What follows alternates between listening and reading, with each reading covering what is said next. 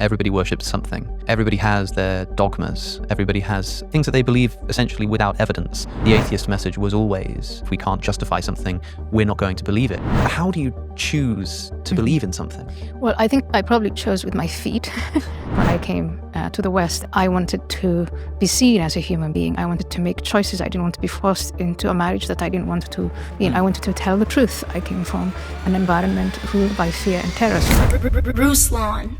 Ayaan Hirsi Ali, originally one of the four horsemen of the new atheist movement back in the 2000s. She recently sat down with the gentleman formerly known as CosmicSkeptic, Alex O'Connor, and had a conversation about her conversion to Christianity. Alex O'Connor has had his own evolution from staunch atheist to seemingly open agnostic who ends up doing a lot of good for the Christian community by getting answers out of folks like Jordan Peterson. And this conversation was very surprising, and I really enjoyed it. I actually was there at the art conference, which I think I'll be back at this coming year, where she came out as a Christian, okay? Where she came out as a Christian in London, at the art conference, and the world was set ablaze because she was a staunch atheist. She grew up as a Muslim, staunch atheist, and now recently came out as a Christian. And people weren't sure if she was just saying like cultural Christian, like Douglas Murray, or if she meant like full-on, I believe in the bodily resurrection Christian. And Alex O'Connor ends up kind of asking her some of these questions, and I really appreciated her answer. There's a lot of really good stuff in here, specifically about choosing God and choosing to believe. I think choosing God and choosing to believe are probably was probably my favorite topic. Okay, so let me pick this up here. They talk about Christopher Hitchens, and this is the most interesting part. All right, Here is that everybody worships something. Everybody has their dogmas. Everybody has things that they believe essentially without evidence.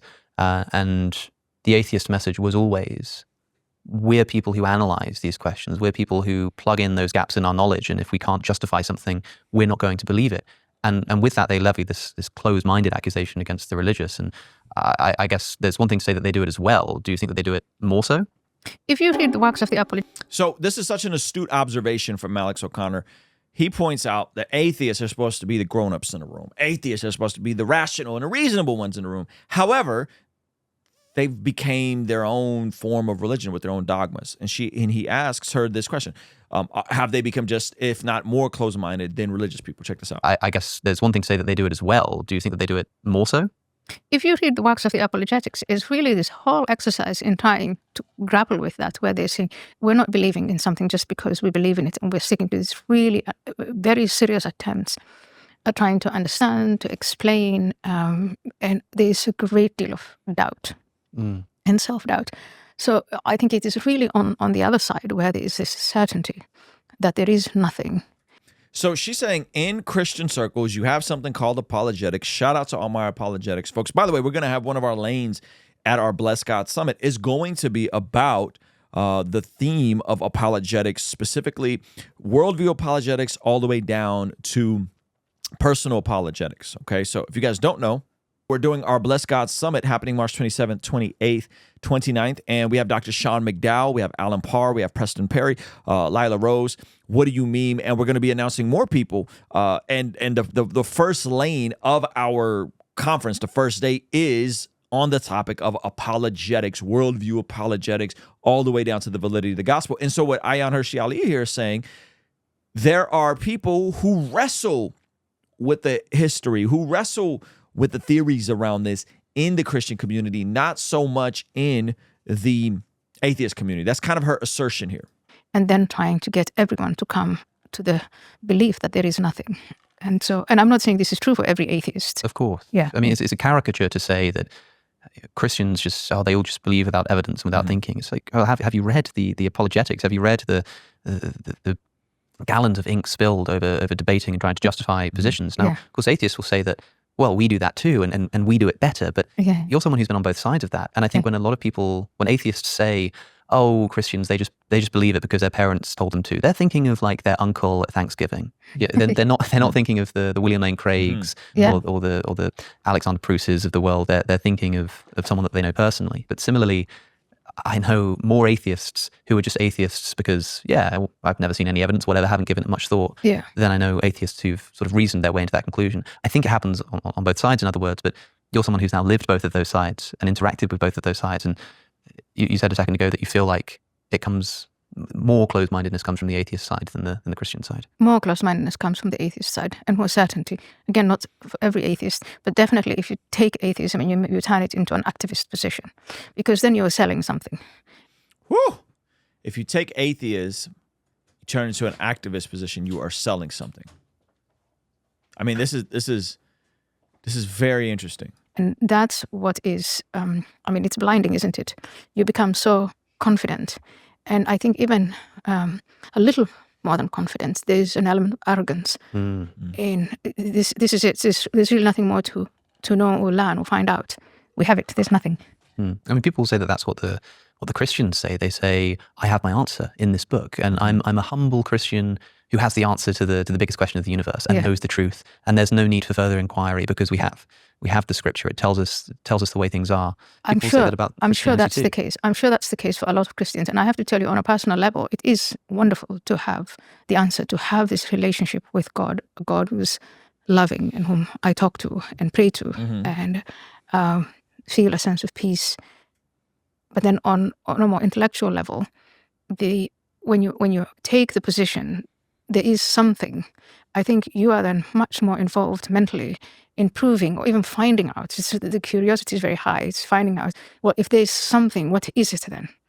So she's saying, hey, the position of the Christian is if there's something, what is it then? So she's basically saying that the path from going from agnostic to theist, if there's something, what is it? Well, if there's something, that means that there has to be a creator, something that's the beginning of the universe. What is that something? And she's saying that through her both personal encounter and through the apologetics aspect, she came to the conclusion that is Jesus. That is Jesus. I love that because my journey is very similar. Like, I come from a hostility towards religion and faith, but then I was convinced that there's a God. And then I'm convinced that God is the Christian God. And then I followed the Christian God almost 22 years ago, who is Jesus. I think this process, believe it or not, is actually more curious than there's no God, there's absolutely no God, which is the staunch atheist position, which is why that movement is in vast decline. And where can I find it? So I think that opens up just a whole lot more in terms of learning and reading and finding out. And, in the time that I became a Christian, I've also been approached by people saying, hang on, there is something, but it's not necessarily Christianity. It's something else. There's an energy, and people are giving it all sorts of names.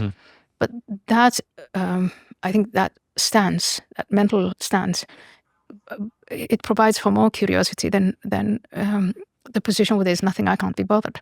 Or I can only be bothered to tell other people that there is nothing. You said before.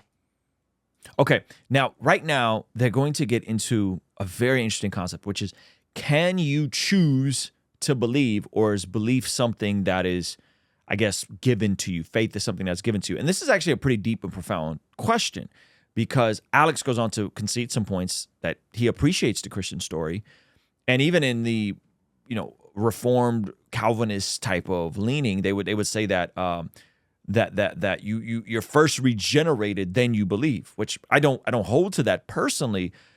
And so the question comes down to, can you choose to believe? But before we get into that, guys, I need you guys to know of our biggest event that we're doing of this year. Check this out. My brand new Occupy Till I Come 60-day devotional has arrived and is shipping just in time for our biggest ever Black Friday sale. Taking you through the entire narrative of Scripture in 60 days, 35 days in the Old Testament, 25 days in the New Testament, with custom interactive journal prompts for every single day. This is a great way to have a structured devotional, reignite your passion for the Word of God. This is something I wish I had 20 years ago, 10 years ago, when I was traveling a lot doing music, that could just take me through a general narrative of Scripture and help me be interactive and reflect on what it is that I read. That is why there's a journal built into the devotional with daily prayer requests section to also document my prayers. So whether you've been walking with Jesus for a while or you're new to the faith, go to blessgod.shop right now to pick it up. All right, I'll see you over there.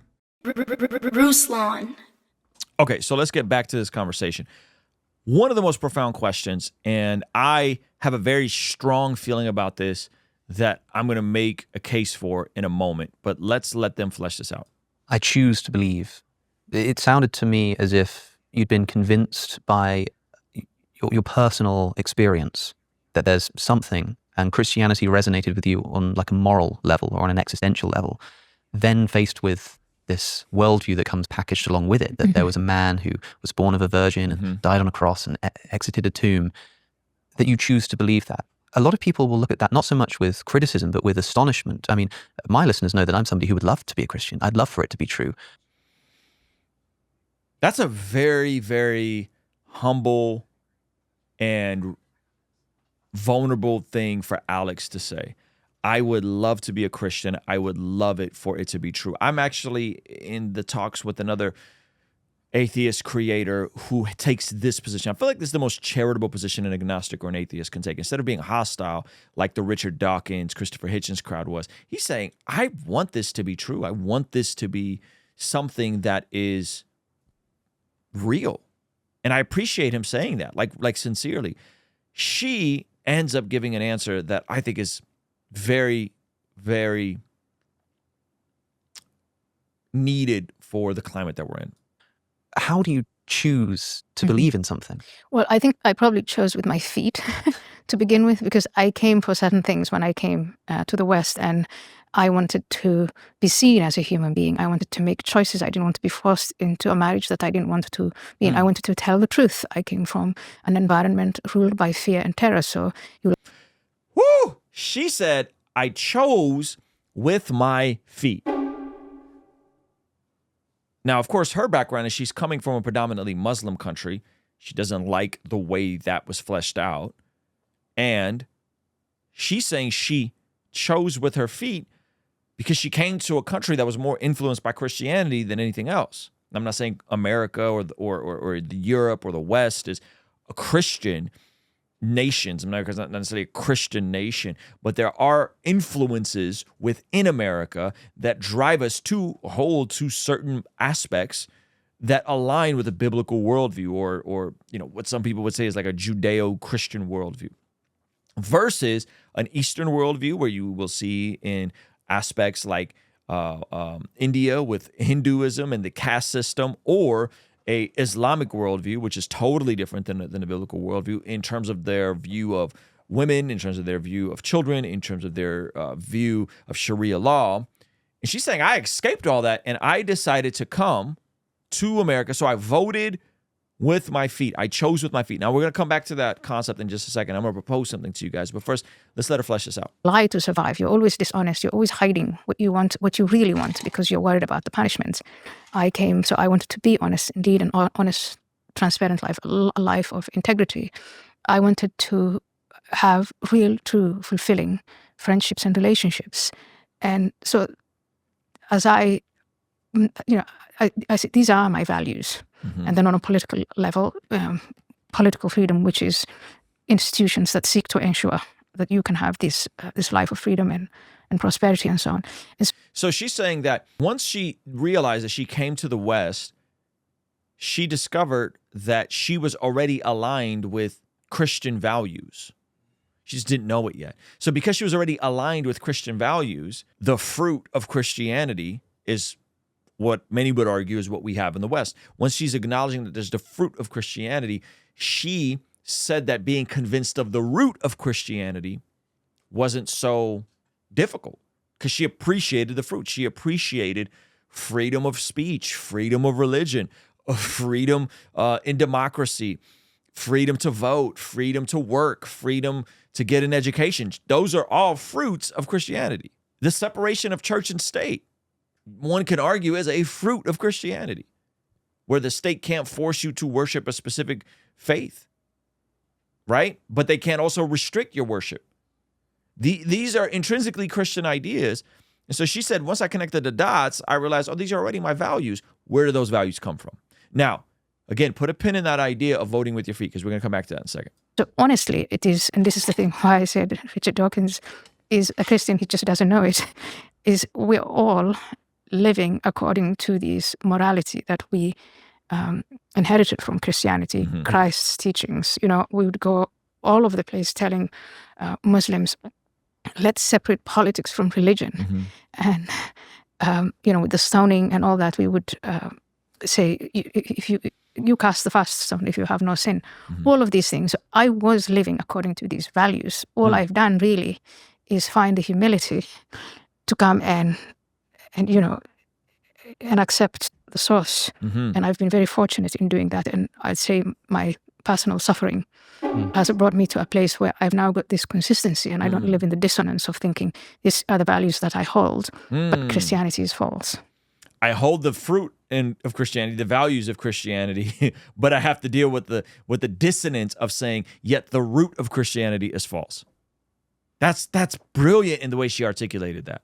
Well, Christianity is just like Islam. That feels like a different thing. Like there's the moral Christianity, and I'm suspicious of the idea that all of my moral intuitions are a result of Christianity. But suppose that were the case, the reason why I couldn't call myself a Christian is because I don't believe it's true. And to say I choose to believe something, it almost fills me with hope, as if maybe that's something I can do one day. But it's you can, Alex. You absolutely can.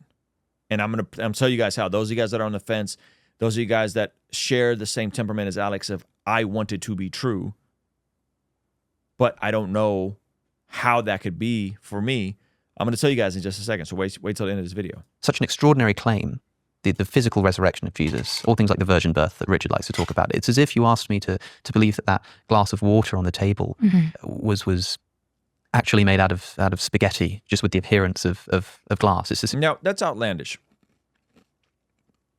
It's an outlandish claim that glass is made out of spaghetti. It's an outlandish claim. And he's trying to parallel that to the same as a historical claim of the resurrection. It's a categorical error on Alex's part, unfortunately. The objective nature of this glass and the texture of it is not the same as the historical claim of whether or not Abraham Lincoln was assassinated, or fill in a blank. You know, this Roman emperor did this. So it's a categorical error. He's making it on this because he's expecting for an empirical answer towards something that is historical, and that's not how history works. And I think Alex knows this, but let's let him flesh this out. Extraordinary claim that I could try to choose to believe it, but if I'm just not convinced, I don't know how I can assent to that proposition. And so the issue though for Alex, and the issue for many people, is they go through life believing all sorts of things that they can't substantiate. To choose to believe it, but if I'm just not convinced, choose to believe it but not convinced. Again, we're not even like Alex doesn't pull out a bio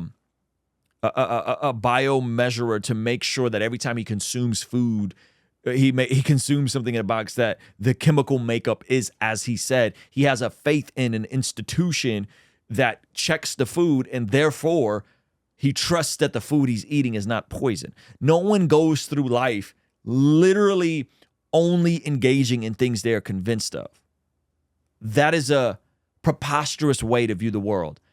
And I think this is what I mean by he's making a categorical error. But you guys let me know. Maybe I'm wrong. I don't know how I can assent to that proposition, even if it turned out that believing that made my life better and it was more in line with how I was behaving and all of this kind of stuff. The Bless God Black Friday sale is here. We have 25 all the way up to 50% off on select items, and we've brought back some of your favorite collections from the past several years. But this sale isn't just bringing back the old collections. I now have my very first ever 60-day devotional available right now. It's called the Occupied Till I Come. and it takes you through the entire narrative of Scripture in 60 days, 35 days in the Old Testament, 25 days in the New Testament, with custom journal prompts for you to write in every single day. Head over to blessgod.shop right now to get the discipleship bundle, where you'll get a prayer journal, our leadership planner, and my brand new devotional with a total of 58% off its entire retail value. While buying fun things and getting great deals during the holiday season is nice, buy something for yourself and a friend that's actually going to deepen and help you grow in your faith. I believe that glass is made out of glass and not spaghetti. And if you ask me to just choose to believe a factual statement that I found so extraordinary, it wouldn't just be that I didn't want to, it'd be that I couldn't. So there's that moral element, which maybe everybody's already living by, and they're already basically nominal Christians in that respect. But when it comes to the truth claims, is that something that you can just choose to think is true? Yes. Well, of course, I prayed, and like I said, in praying, I felt a change. I felt an energy. I felt a sense of calm and peace. And I didn't leave it at praying. I pray, and again, I feel these changes. I wish I could share them with you. But then I also went on to read. And when I read the Gospels, I know I can't, the stories that are told. Again, these are first century accounts of things that were happening, and I'm using my 21st century brain to digest it and to understand it. But if we say miracles are really extraordinary things, because if they happened all the time, they wouldn't be miracles. Right. Then I choose to believe, and I choose with the force that I feel, the calm, the peace, the stories. I see a great deal of consistency. And then... Choose to believe it, then I see a great deal of consistency. It's and both, right? On top of that, it's watching, and for me, this is an empirical testament, is the communities, the societies that build their lives on that faith and live by those laws tend to be happier, more prosperous. So she keeps pointing to the fruit of Christianity, which I don't think Alex would disagree with. Now, here's my proposal. She said she voted with her feet. She said she chose to believe with her feet, meaning where she went. And so here's my proposition to anyone that's like, I am unsure, I want to believe. This isn't like if you're an atheist and you're like an Alex fanboy or a Richard Dawkins fanboy. You're genuinely in a spot where you want to believe, but you're just not sure. Try first showing you believe with your feet, choosing you believe with your feet. This is what I mean. Foundationally, carve out a window of time, 6 months, say 6 months, say 2 months, say 3 months. Carve out a window of time. And if you can come to the humility of yourself that you don't know what you don't know, you don't live through life only based on empirical, rational claims. There's all sorts of things you trust, like the food that you eat, like the water you drink to make sure that it's actually not poisonous, right? There's all sorts of institutions and things that you trust, and say, okay, I'm willing to be open to the reality that Jesus is who he says he is, based on the claims, based on the history, and say, okay, I'm willing to it. I'm willing to be open to it. And God, if you're real, reveal yourself to me. Reveal yourself to me. If you're Jesus, if you really are who you say you are, reveal yourself to me. And really pray that prayer, because this is the prayer I prayed. Then do the due diligence to say, what validity is there to the resurrection and the gospel accounts? Cold case Christianity, case for Christ, mere Christianity. There's all sorts of just do the bare bone research on that end. And then act like a Christian for that window of time. Pray every day. Write your prayers down every day. Go to church. Read your Bible. Follow the teachings of Jesus. And just do that. Just do that. Do that. And pretend to be a Christian, even if you're not all the way convinced of it. Do the things that we as Christians do. Read your Bible, pray, go to church, and start implementing Jesus' teaching. Try and love your enemies, pray for your enemies. Try to be kind, gentle, loving, self-controlled, and do those things on the premises that, God, if you're real, show yourself to me and do the bare bone, even if you don't fully agree with all the claims and the frameworks of why we believe the resurrection happened, just understand the arguments and try that. Try living as a Christian for 6 months. Try living as a Christian for 2 months. Try living as a Christian for a year. Do the social experiment and see what happens. And this is what I mean, is that I think sometimes we act as if we first need to be fully convinced of something. And I'll use this parallel, and maybe it's a flawed metaphor, maybe it's not, who knows. I think you're only convinced of something once you've gone through the other side of it. This is what I mean. It took me a while, as someone that was into health and fitness and sports and was athletic as a kid, it took me a while to understand that in order for me to get the results I want in that realm, I had to adjust what I was consuming, and I had to adjust my movement. So if I want specific results, I have to eat specific things, cut out other things, and then move. And I wasn't sure about the things I needed to eat.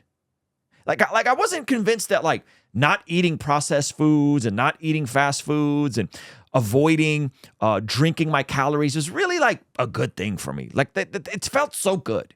It felt so good. It tasted so yummy. But when I actually walked through the process of, let me cut out the processed foods, the breads, the stuff that's super high in calories, stuff that's high in calories, low in volume. Let me cut that stuff out. Let me increase my intake of chicken and broccoli and whole foods.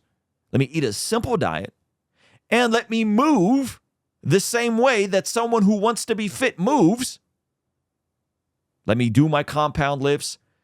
Let me hit the gym 4 or 5 times a week. Let me get my 10,000 steps a day.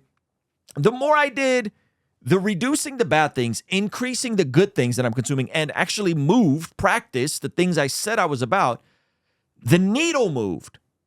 Everything began to change. And then I was convinced in hindsight. Do you understand? I wasn't convinced that like chicken and broccoli was better for me than Peterson's donuts. I was like, I don't know, but I had enough faith and I had enough of a confidence in that the people who were telling me these things, one, had the results, and two, believed the best about me, and three, there was enough out there in terms of the data that it was actually true. I wasn't fully convinced because there's all kinds of conflicting ideas on what you should do. Some people think you should be vegan. Other people think you should be animal-based. Other people think you should be carnivore. I wasn't sure. There's so much conflicting information. But I knew that the people who told me to eat less processed foods and eat more vegetables and chicken, well, by golly, they tend to be leaner. They tend to be more agile. They tend to live longer. They tend to be more fit. They tend to have abs. And I wanted that. I wanted that story to be true for my life. And so I did it. And then after I did it, I looked back and I was convinced in hindsight.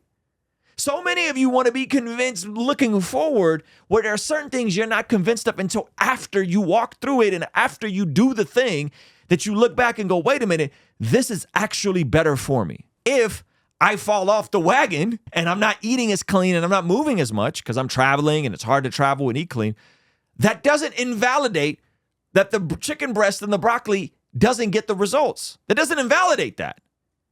It just means that I didn't live out what I knew was true. Does that make sense? It just means that I fell short. It's not the compound lifts, the 10,000 steps, and the chicken and broccoli aren't true anymore. It's that I'm traveling. It's harder to lift every day. It's harder to train. It's harder to eat chicken and broccoli when you're on the road. And then my actions fell short, and I'm the one that's responsible, not the system of it. So I know that's a flawed metaphor, and I'm not making it as a one-to-one. I'm just saying this idea of faith and I want a story to be true, but I don't know if it's true. But what do I do? Well, do I just sit in limbo? No, you keep doing the same thing. You're going to keep getting the same results. And the issue that this really comes down to is that I think Alex is okay with the results that Alex has been getting. Alex is wildly successful. He's smart. He doesn't really have a motivation. But just like in fitness, you move the needle after you need the results, after you come to the end of yourself, after you say, what I'm doing doesn't work. Let me try something else. Let me listen to someone smarter. Let me listen to someone that has what I want, whether that's the temperament, the family, the physique, all of these things are often predicated on getting on following someone that's smarter than me or a season ahead of me. And that's the same way that most things in life work, is it requires a degree of confidence based on some form of empirical evidence. And then we have to walk through this to see on the experimental side, on if you get the results. Now, I think Christianity is more true than just chicken and broccoli and 10,000 steps and compound lifts. I think it's even better than that. I think the story is better than that. And I think the actual results are better than that.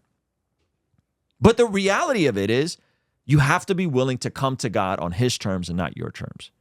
You have to be willing to surrender and say, I'm willing to lay down my life, which is my psyche, right? My way of doing things. That word life in the original language means psyche. When Jesus says lay down your life, it means lay down your psyche. It's not the same as John 10:10 when Jesus says, I'll give you life and life in the abundance. That word life in John 10:10 is actually Zoe life. That's my that's the abundant life that God has for me. So I have to lay down my life, my way of doing things. I got to lay down my ideas about nutrition, my view of food neutrality. There's no such thing as bad calories. You can eat donuts every single day and cereal, and steak is worse for you than Captain Crunch cereal, right? I have to lay down my goofy way of thinking, and I have to pick up a torture instrument, which is a cross, and I have to walk through that process. And then I get the confidence and the certainty on the other side of walking through, looking back in hindsight. I think if we approached our faith this way, I think we'd be way less fragile. We'd be way less fragile. Every time something doesn't go your way, every time God doesn't answer a prayer the way you wanted him to answer, you'd be like, oh yeah, I wasn't promised comfort and pleasure. It's hard. Life is hard. So one, you'd be way less fragile. Two, you wouldn't act like you need these empirical scientific answers of your faith. That's not what faith is. It's a categorically different thing than if this cup is made out of spaghetti. And I think that's the part, in my opinion, that unfortunately Alex is missing. And I think that he is not in a space because his life is generally good, I'm assuming, based on, well put together guy, that you're not going to change unless you really need to change. Right? So those would be my advice is yes, vote and believe with your feet. Do the thing, and then you will develop the confidence. And if you feel like there's enough fruit of Christianity that it's likely to be true, then perhaps you should start living as if it's true and then see what happens, right? See what happens. And the discomfort and the trials and the suffering are not signs that it's not working. It's signs that maybe you're being refined. Maybe you aren't actually working and walking out the things you claim to believe. Like if I'm honest, the last couple months have been really difficult for me to walk out my values as someone that sees himself as an athlete, because I see my body as a temple of God. I want to eat better. I want to move more. That's me falling short in that area. And so I'm not angry. I'm not angry at the fitness world. I'm not angry at my gym that I built. I'm like, oh man, I fell short. All right, that's fine. I'm keep moving. I'll be okay. Right. So hopefully this is making sense. Let me know what you guys think about this in the chat and in the comments section. I'd love to hear from you guys.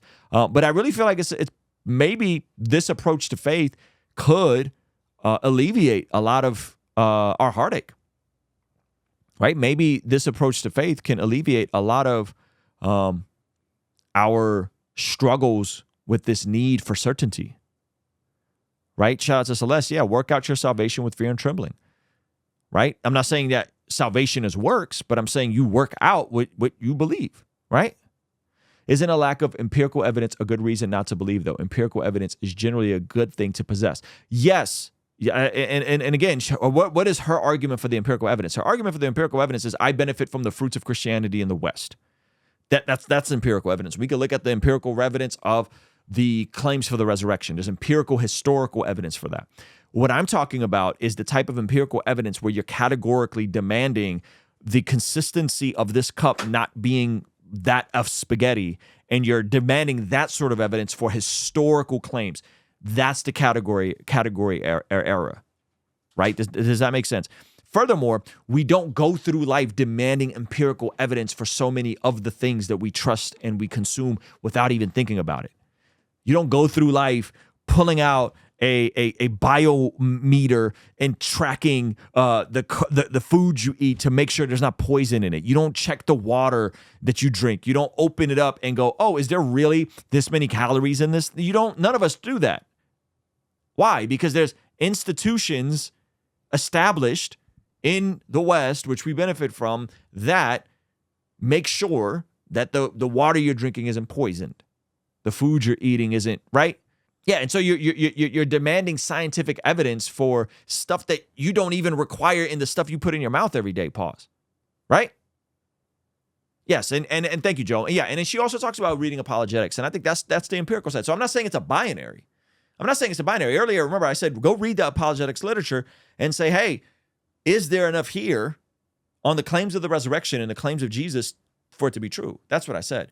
The rest of it is there's a faith component to it, but so is there a faith component in anything else, in marriage and family, in working out, in right that all of it requires some degree of faith, some degree of evidence of things hoped for, substance of things not seen, right? Or did I say that backwards? Evidence of things substance not seen. Yeah. So anyway, hopefully that's helpful to you guys. Let me know what you guys think. Let's see what else we got. Let me know if you guys got any questions or is there anything I need to clarify on this.